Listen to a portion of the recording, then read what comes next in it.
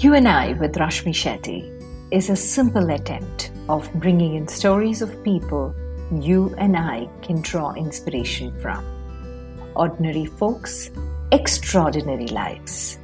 Their uniqueness and individuality that make them interesting to talk to and to listen to.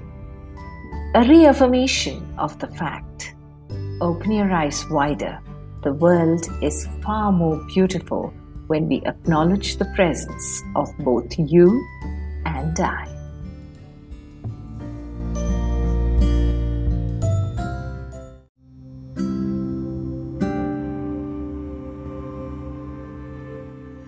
Our guest today is Neil Scotton, who's all about oneness. As co-founder of the One Leadership Project, he enables teams and organizations to be as one together as part of one world, one humanity, and one future. And at the same time, enables the people to be at one with themselves. He is a recipient of the International Coach Federation Global President's Award for his contribution to the global coaching profession. Currently works with clients in Germany, France, Spain, Finland, Austria, Romania, Albania, and Lebanon, as well as the UK and the US. Listen in as Neil shares his journey and the evolution of the Neil's Wheel. Hi, Neil. I think the biggest gift for me in the pandemic has been meeting you and working with Neil's Wheel. As a coach, the climate was an integral part of conversations and everyday conversations in that. And while I was wondering as a coach how to bring it into coaching conversations, the universe introduced me to you. And I thought it's high time that I not be the only one to take advantage of this gift that you've given called the Neil's Wheel. But I'm always curious to know, how do you stay so calm all the time? I've never seen you jittery. I've never seen you angry, flustered. You're so calm and holding space. So I'm curious to know, what was little Neil like? What were his influences to become the Neil Scotton that the world is seeing today? So welcome to You and I with Rashmi Shetty. Well, it's lovely to be here with you, Rashmi. And thank you for sharing those words, knowing how many things you are involved in, and no doubt all the things been going on in the pandemic. That was very, very kind of you to share what you just shared. And that kind of very, very much touches me at the moment. And by the way, it doesn't always feel calm and stable from this side. But anyway, little Neil, what do you want to know about little Neil? Little Neil grew up moving around quite a bit. My father had a habit of joining companies just before they got taken over or folded or something. So I quite regularly found myself coming into new schools in the middle of the year. And the sense I make of that now is that I'm very comfortable meeting 50 people I've never met before.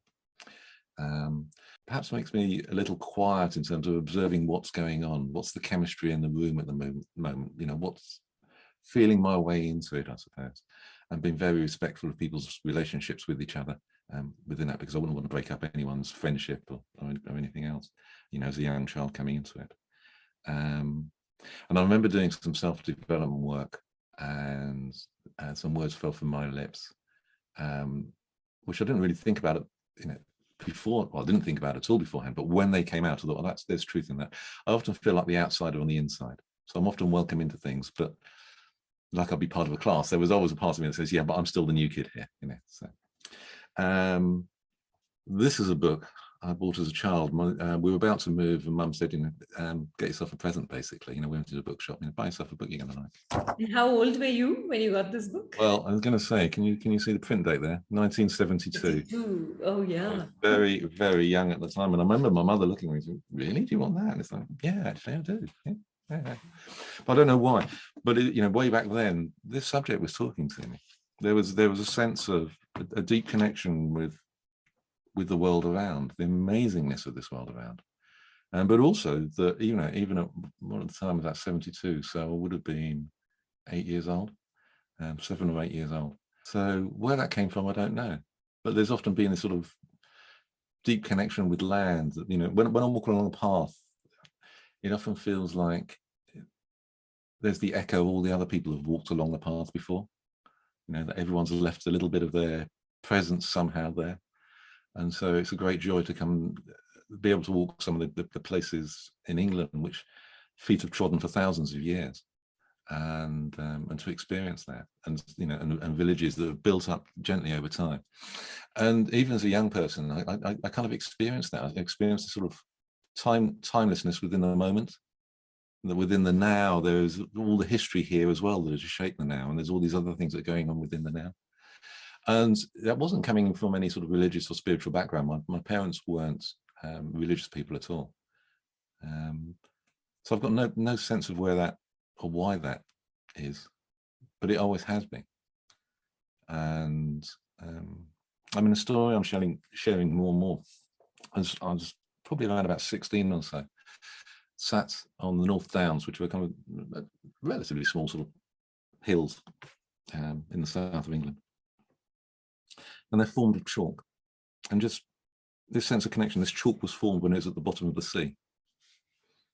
You know, long time ago. So at some stage, everything above me was water, and this was the bottom of the sea. And then the land rose and the sea came down, and the land got scooped between the South Downs and the North Downs in between.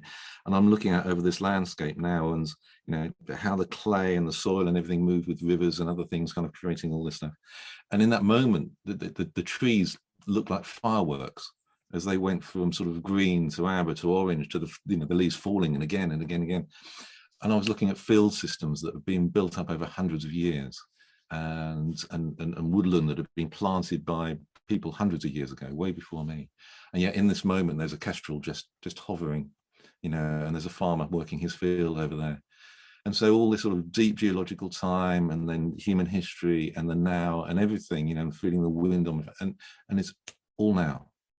In this moment, it's all now. And that deep sense that this is all connected. There's all these forces, there's the clouds and the air and the birds and the man and me and everything, and we're all in this. I can't explain it, I just experienced it.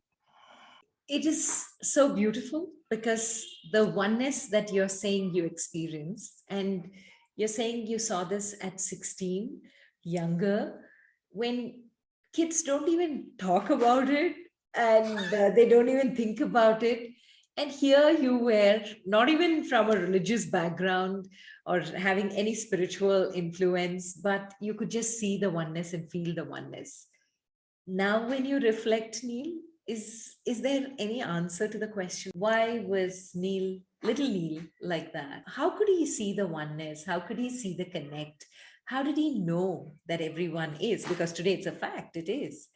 But how did he realize it then? Okay, so it feels curiously embarrassing to share, but so if I go back a little earlier, I was briefly in a school in Peterborough, and it was a cathedral school. So I remember going into a service in the cathedral, and we had these little green hymn books, and I can remember an experience there which I can only describe as a blinding flash. I would have been 12 years old at the time. And I remember lying in bed that night saying, you know, have I just met God? Is that what that's about? And I remember lying there saying, but would this have happened if I'd have been in Japan?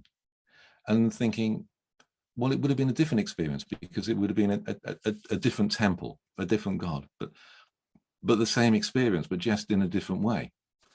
And therefore, you know, everyone's experience of this, to my mind, is entirely valid, even if the story is different wherever we are. The deeper actually underlying experience, I think, is very, very, very similar. And so there was a kind of an openness or welcoming in terms of, okay, so what's your story and your experience? And that's when I was 12. You know, I vividly remember that night lying in wait, you know, what on earth happened there? But to answer your question, I don't think it's special. You know, I see people all around the world that experience this. And I think in many ways, most people do it at some stage, but we don't always realize it. We don't always stop to think what happened. We just notice these special moments. But that we can then get caught up so much in the whirl of life and work and careers and raising families and everything else. And there's not always the time to really kind of stop and listen and feel and notice and discern. But I don't, you know, to me, it's not a why of Neil being special. It's to me, it's a human quality, and in fact, it may be a universal quality. I mean, who's to say that that kestrel was not experiencing the same thing? I don't know. You know, perhaps it's got a much better sense of oneness than I have. Perhaps I get so caught up in my own theorizing and cleverness that I lose the basics. I don't know. Well, I think it is humility speaking, but then you're right. Each one has their own experience about the oneness. And when we talk about the oneness, in India, we very strongly believe that there's this whole sect called the Advaita philosophy, where we say the journey is just to become, the journey of life each time is to become one with the Almighty. So there is something called as the Jivatman, which becomes one with the Paramatman. When you look at your own concept of understanding what it is, and you moved on, were you a coach when the idea, were you using the wheel of life, or what has your career been like for you to even get these concepts into your everyday living? Because now it seems so much a part of you that it's not a separate concept, it's Neil. In everything you see, in everything you do, it's all about finding that oneness. So what in your career path helped you just take it along with you, the thought processes that were so strongly ingrained as a teenager? And that, by the way, there's a part of me that says people should be able to engage in Neil's will and find out whatever they want to find out within it. It's definitely based around the idea of a oneness. But whatever they experience is going to be their own experience. It's not trying to convert everyone to this idea of oneness, but it's definitely within the thing.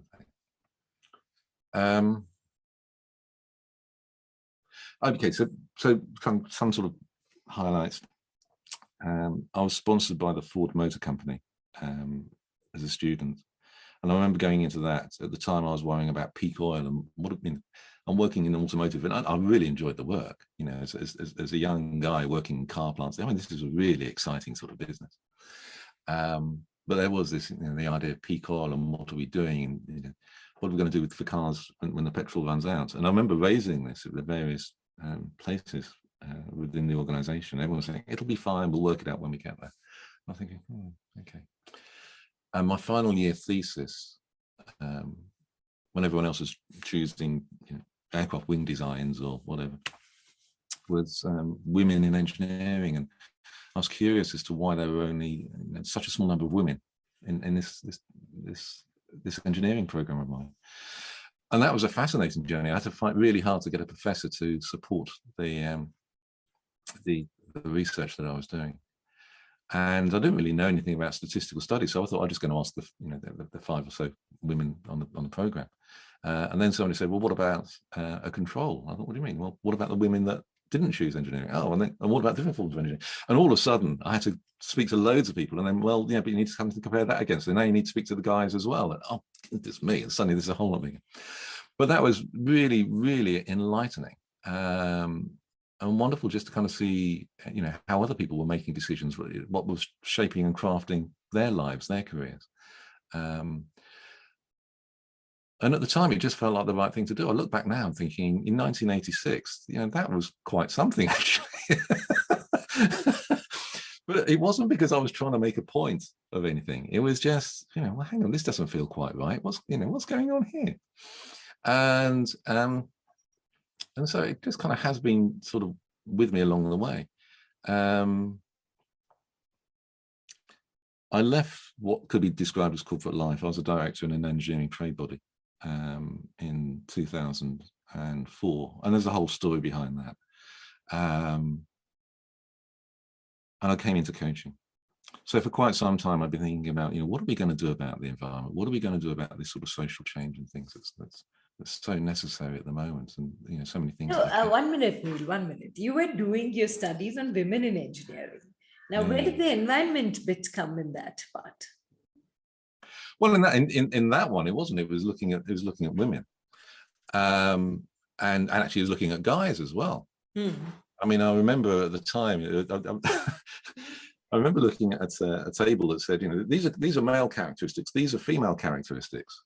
And I remember asking myself, at the time, there was only the conversation around sexuality and gender orientation was nowhere near where it is now. And I was thinking, am I gay? Because, I'm not these guys. Yeah, I'm not aggressive. I'm not doing this. I'm not doing that. I'm more over this sort of, But it taught me also around the dangers of sort of labeling and stereotyping, and how we stereotype others, how we stereotype ourselves. And I remember very vividly within this, actually, sort of two curves. So there was arguments, for example, why women in manufacturing tend to do the more detailed handwork. It's because there was stuff that says they're better with small manual dexterity. Small work. But it's two graphs. So whilst the center of the graph may be better for the women, there's plenty of guys that are really good at it. And then there was other things that saying, no, men are better at spatial awareness, but it's two graphs. But there's plenty of, plenty of women are much better than the guys at spatial awareness. And we kind of put this label on someone and said, you're a man or a woman, and therefore all this other baggage comes with it. And it kind of completely denied, no, but what's the reality of the individual? Anyway, so that was a big thing for me. It's actually, well, to look at people as people. I know nothing about you. We start from eye contact and a smile and let's learn about each other here.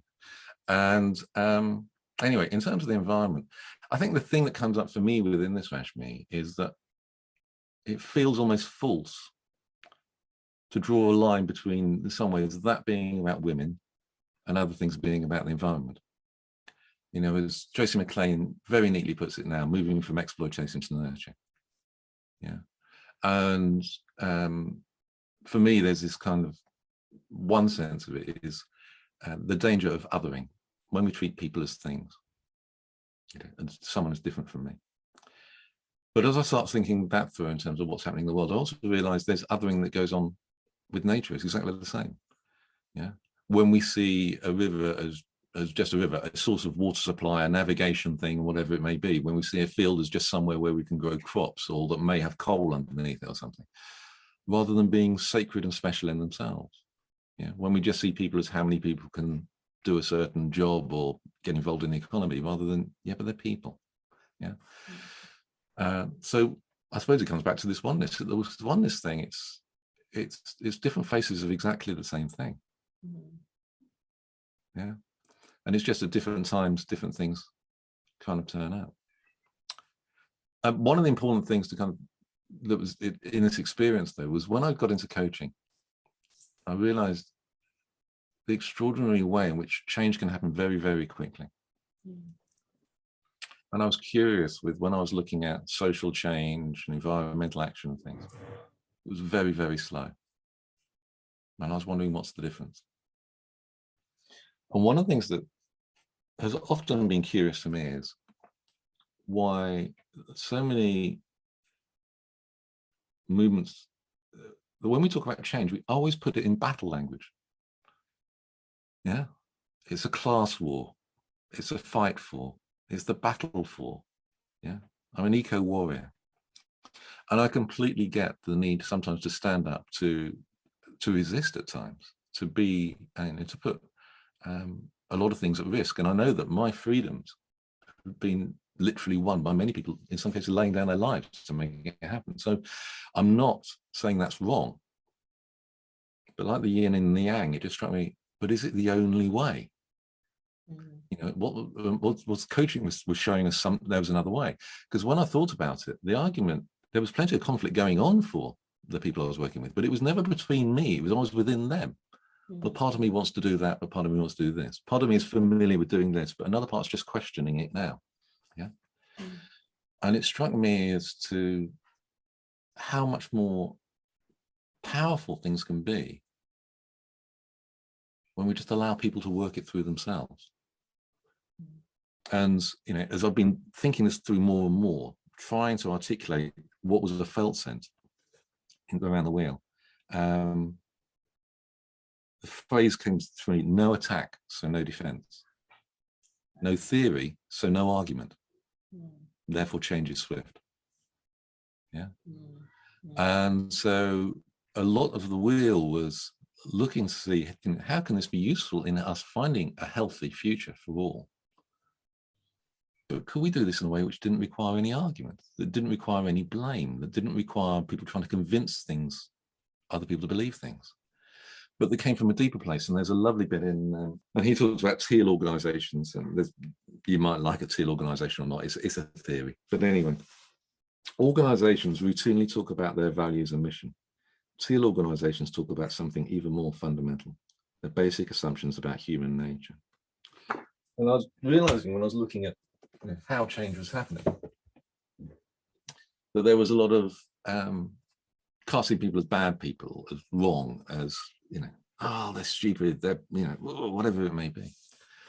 And again, through the coaching, I was often finding myself working with people and thinking, they love their children. You know, they want to breathe fresh air, they want to drink fresh water, they want to eat fresh food, they want their children to have happy lives. They'd rather go down a street that was peaceful and happy than one that was full of a battle, you know. So superficially, we've got all this arguing going on, but underneath it all, my goodness, we're very, very similar, even if we come from entirely different backgrounds. Yeah, there's a place where we can meet. And it just struck me again, what if there's a tool that just presumes people can put this together themselves? They may just never quite put it together that way. They may have never felt now's the time, or they just never seen the connection between things. So the essence of the word is just to invite people to, you know, well, what does speak to you when you look at what's going on in the human world? What does speak to you when you think about environment? You know, and what do you want your legacy to be? And how does that align with your values? And just, you know, I've got no idea what you're going to say at this point, but we're just going to put the question there, you know, and that's what happens. You know, the wheel does the work, as you know, that sort of phrase that came up, because, you know, so many coaches, when we started working with it, we're trying to do too much work, and we don't need to. You just put it there and just let the people explore the questions themselves. We don't have to tell them anything. We don't have to take a position on anything, because there's a deeper humanity within us all. And, you know, and we want to be part of the solution. I mean, pretty much everyone I know at the moment wants good things to happen. They're just arguing about how and where and why, and, you know, and all of that. But, you know, and I mean, another thing that also came into this, by the way, was that I found a lot of the dialogue was, you know, the answer is, and what we need to do is. And one of the things as an engineer is there's never one thing that makes a machine work. There's loads of things in the machine and around the machine and who's operating the machine. You know, it's never one thing. And so it always struck me, this essence that everyone has a piece of the puzzle. Everyone has a part to play within this. And that may be looking after your neighbor. It may be looking after yourself. It may be starting a global initiative. It may be just supporting something which is going on locally. It may be giving up a weekend. It may be giving up 10 years of your life. You know, only each person's going to know the answer to that. But there's something about just allowing people to explore the space where they may ask themselves, you know, what is this part for me here? That does mean, you know, I live my values. I create the legacy I want. I'm doing something for the things that matter to me, and I'm feeling fulfilled in this. Yeah, and enabling the greatness in others, and realizing it's not about me. But the more I enable others, the more gets done. Yeah. Anyway. So when you came up with these segments, when you came up with each of them, was there a lot of thought that went in, or was it like, okay, this is the essence of the wheel of life, and so that's what I'm going to bring in here as well, so that it's not too complicated?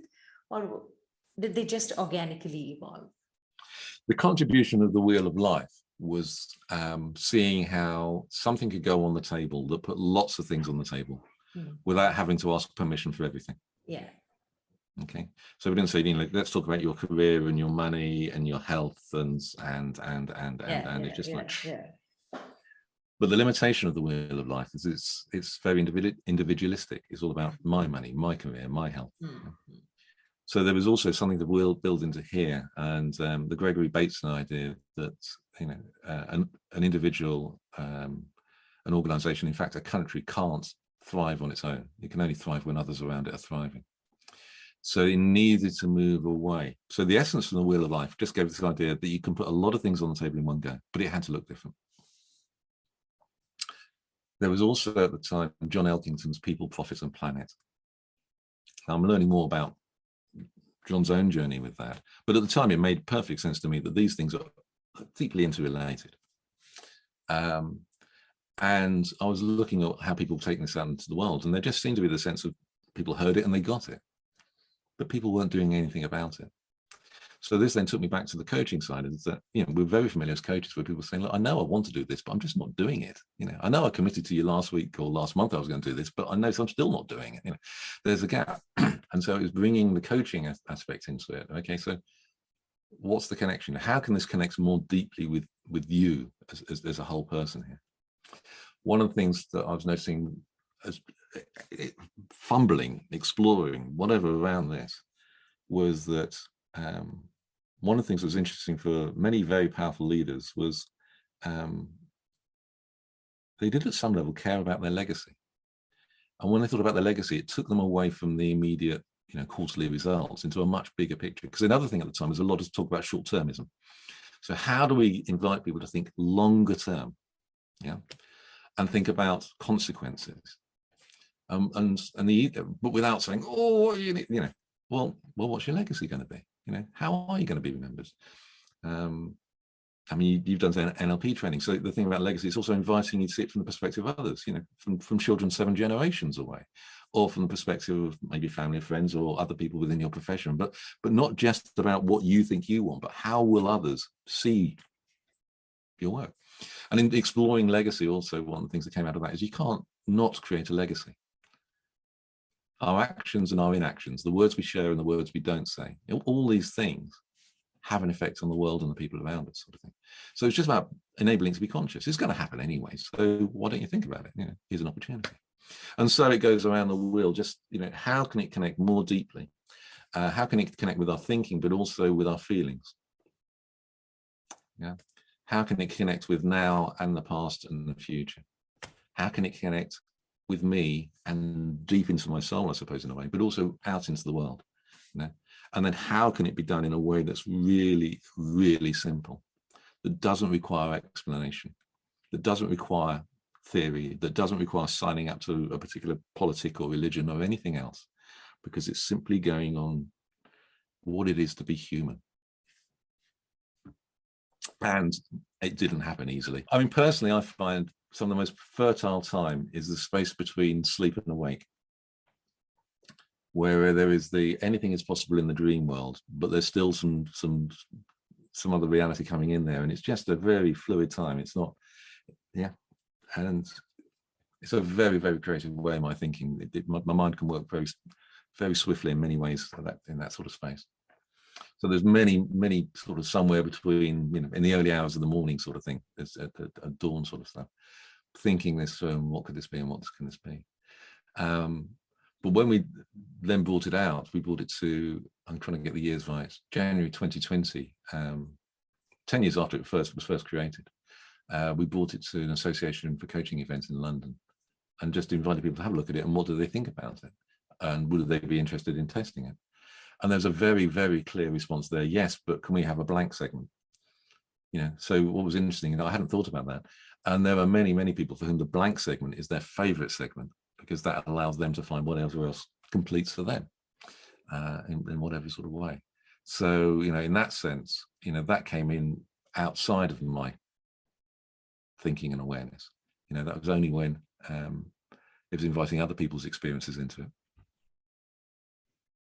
You have the wheel, you play with it, you get conversations out and you reflect. So it's completely on the other person. Coaching is like that as well. Conversations evolve. There's no fixed agenda that everything has to happen within the agenda itself.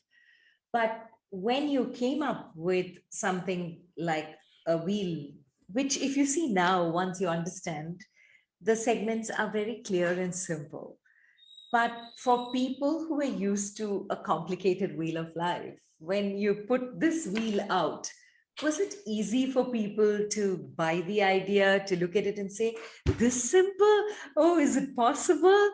Do you think we'll get deep into conversations? Will everyone understand these words?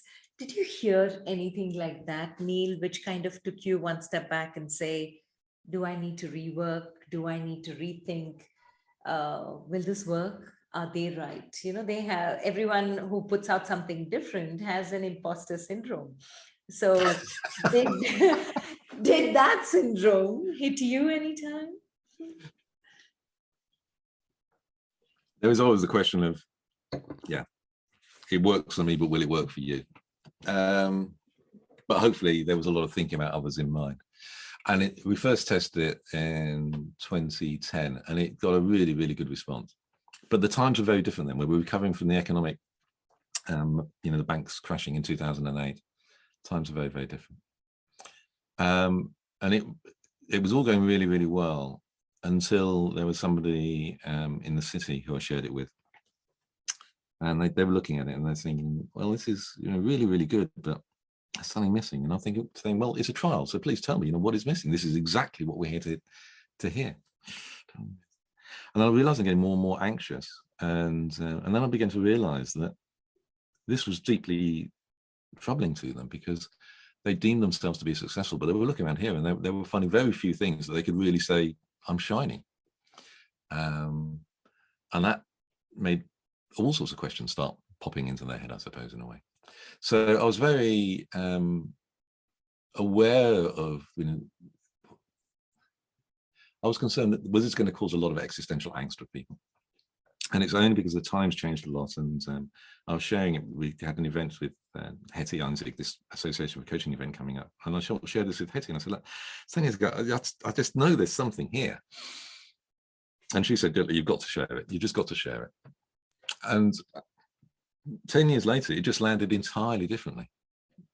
And I've heard some people who've heard that story say that's given them a lot of comfort, because they've got lots of thoughts and ideas or books or whatever it is, and realizing sometimes it can take 10 years until the time is right, and this is part of this working with the oneness, working with the flow of it. It's a great idea, but the seed just has to sit in the desert for 10 years and wait for the rain, but the rain will come. You just got to be patient with this. And then we did the beta tests with quite an international selection of coaches and quite a range of experiences, some very, very experienced coaches and coach supervisors.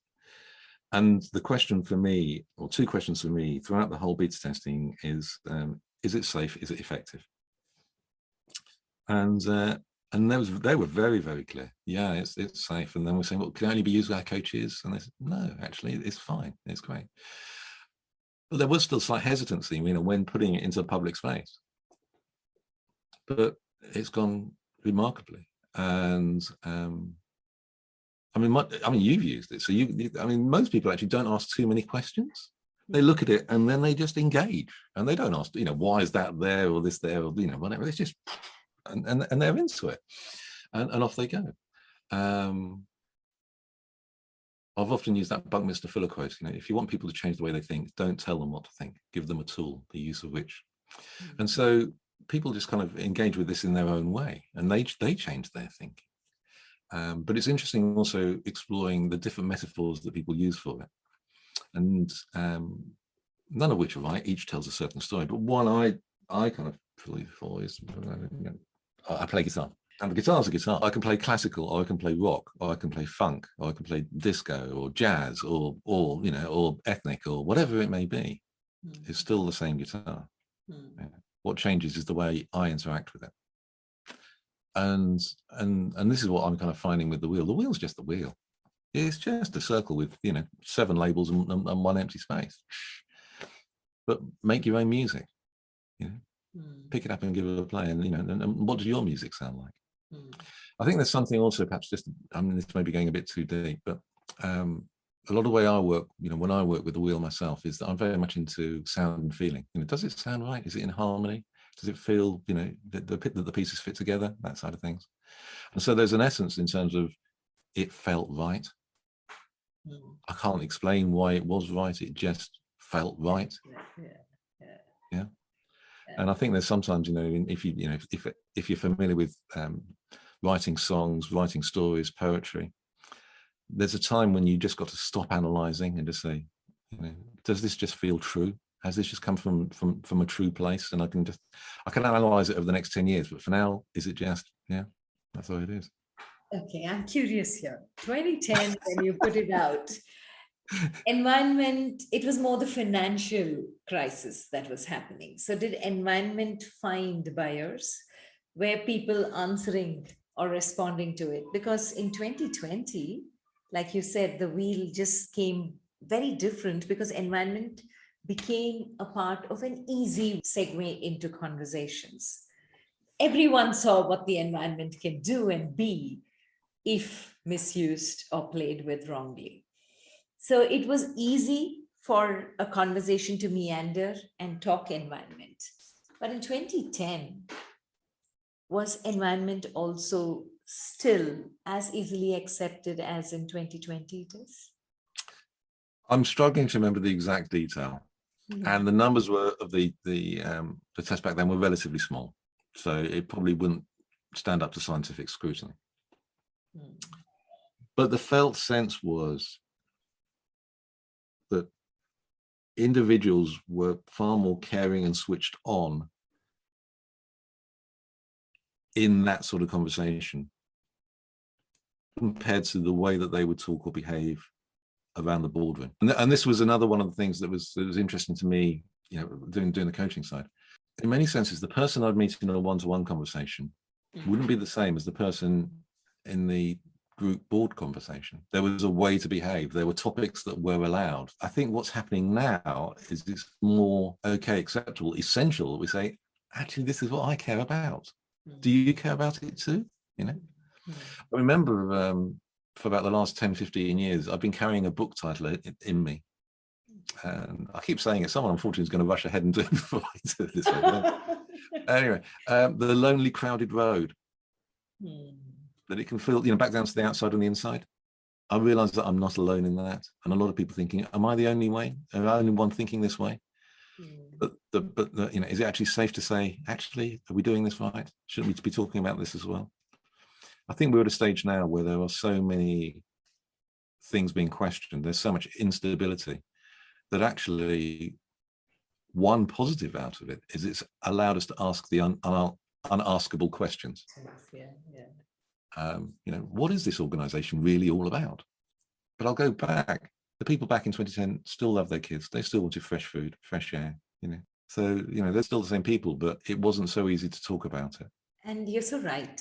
There comes a time when everything fits in so perfectly, like pieces of the puzzle. Like the pieces are all there. It just needs to be realigned to fit in perfectly. Personally, having used the wheel, I saw how easy it was in conversations, in coaching conversations, prodding, nudging, asking a little question around the environment, and the conversation changes directions. You're right. Now it's a lot more easier because of the pandemic. And talking about the pandemic, Neil, every one of us took our lessons from the pandemic. Every one of us took a couple of steps back in the fast-paced world we were living in to see what is the power of the pause. And how was it with you? What did you take away from the pandemic? You definitely became viral with the Neil's wheel, but apart from that, what did the pandemic give you in terms of reflection? In the immediate sense, a lot of gratitude. I'm very lucky. I live here with my wife. We've been married over 30 years. My son is still at home with us. We all get on well. We're lucky enough to have a garden. I'm lucky enough to have common land over there with lakes and more common land at the top with trees and things. And I appreciate that's not the situation for many. So there was a lot of gratitude within this. I think a lot of sense of how we are all in this together. The pandemic has brought me into contact with people all around the world in a way that I never had before. The legitimacy of we can work like this. It's not the same as all being together around a table, but we can do things like this. I can meet Rashmi and find a kindred spirit and have conversations like this. There is that sort of disturbance that actually brings the good seeds back to the top of the soil again and allows new growth to kind of come through. I'm not sure that the pandemic is just about the pandemic. it doesn't seem by accident to me that there is so much happening around diversity, inclusivity, belonging, and environment, as well as the medical side of the pandemic. You know, this is time of great social change, great technological change. Deeper than that, I think the key thing for me is the questioning people's relationship with their life, with the world around them, and with other peoples around them.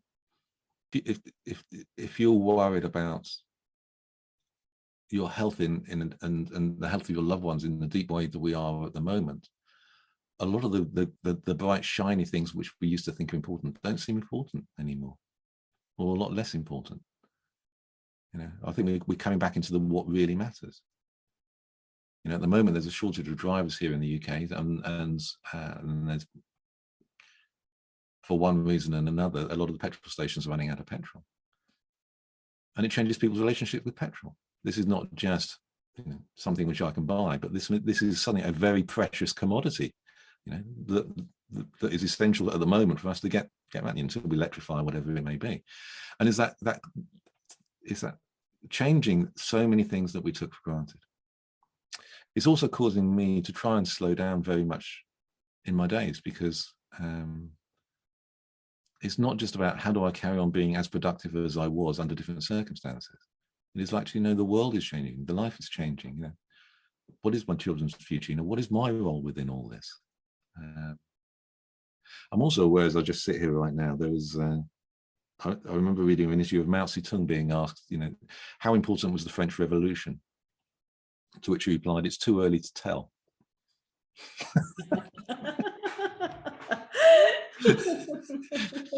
I'm not saying I'm on board with everything that Mao Zedong said, but as a quote, it's quite an interesting quote. So I think there's a part of me that won't really know how the pandemic has, you know, what it's taught me, how it's changed me. There's a line from a John Bon Jovi song: "In my rearview mirror, my life is getting clearer." And I think it may be, you know, 5, 10, 15 years that I join the dots and create a story. And now maybe I'll join the dots another way and create another story and another story. You know, that's the way in which we can, you know, remember the past. Something which is just arising again in this moment is, I think there's something deep around realizing just how complicated our own systems are, let alone the natural world systems, and the limitations of our own intelligence. And the idea of I've got the answer just doesn't hold water for me. It's just too complicated. You know, people don't understand how their organizations work. How they can understand how economies and countries and things work. You know, I've been in here nearly 60 years and I don't even know what's going on in here, you know. But that we are smart and we can work things out.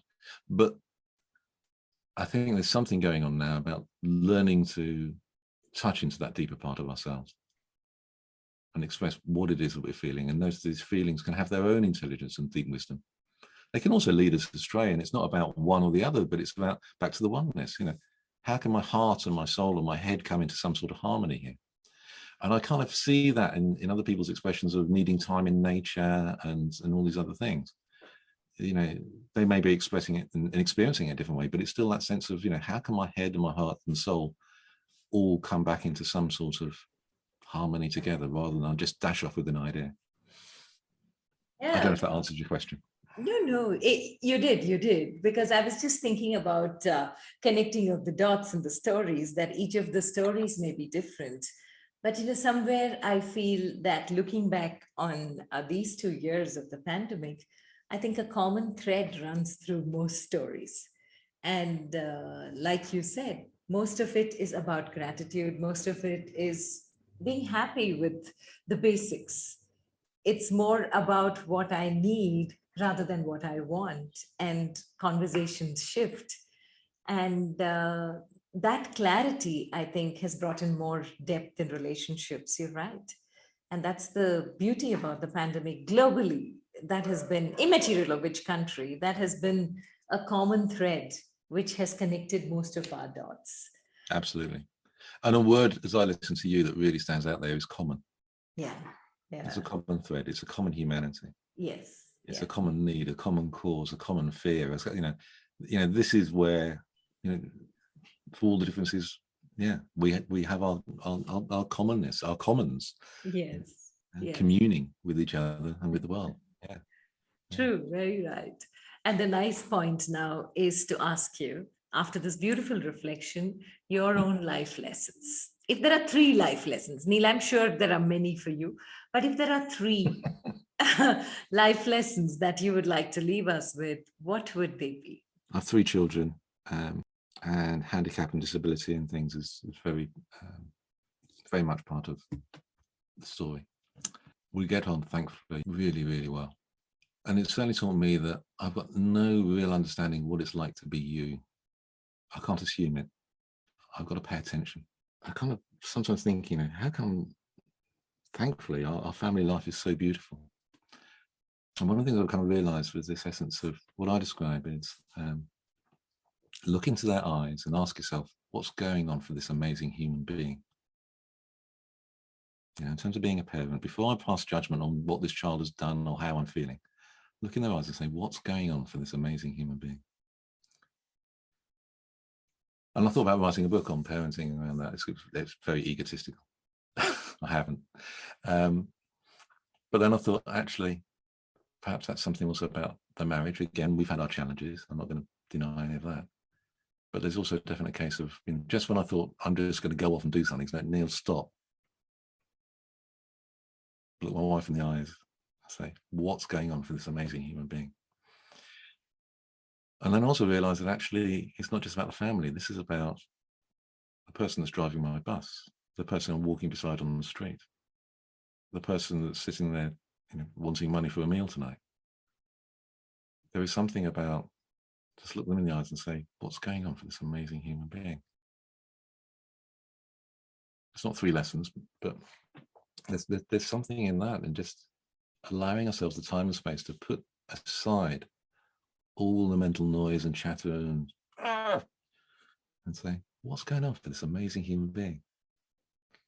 And something very special happens there. Something very special happens in the asking. And I think something very special can happen in the receiving as well. When you meet someone that is just meeting you, not trying to influence you, not trying to sway you, not feeling any aggression or not wanting anything from you, just hello. What's going on for you? So a life lesson. I think there's one. Another big life lesson for me is learning that everything I've regretted at some stage, when I look back, I forced something. I tried too hard. And so what I'm trying to do more now is to not try too hard. That when it feels right, it's easy. And when it doesn't feel right, it may, just may, sometimes things need a bit of a knock. But it may just be a time to sit down and let it be, and let the rest of the universe organize itself first. Yeah. That I occasionally go to an osteopath who kind of sorts the bones and things out. And he has all this sort of chit chat. How's it going, Neil? Everything else is moving this. And then he says to this, oh, I'll just do a bit of a realignment now. And he says, but what's lovely about it is that he's feeling into what's going on. He's loosening everything up. And so when he wants to do something, there's very little force involved. And it just puts everything back into square again. So I think there's a life lesson there, is about, where to, don't hit anything, just where to gently push if pushing is required, but where to push gently in just the right way, in just the right time, so that no more or no less is necessary to bring things back to a healthier way. There's 2. We're probably timing out. There may be a 3rd later. But you know what, Neil? Thank you so much for this conversation and just being you, because you told us for sure, to a certain extent, I wouldn't say entirely, but to a certain extent, what's going on in the mind of this amazing individual, amazing human being, Neil Scotton. Thank you so much for being part of You and I with Rashmi Shetty. Such a pleasure knowing you, and now knowing you a little more. And thanks for being so authentic and vulnerable in this conversation, Neil. Thank you for creating such a beautiful place for these conversations, Rashmi. Stay blessed. Thank you.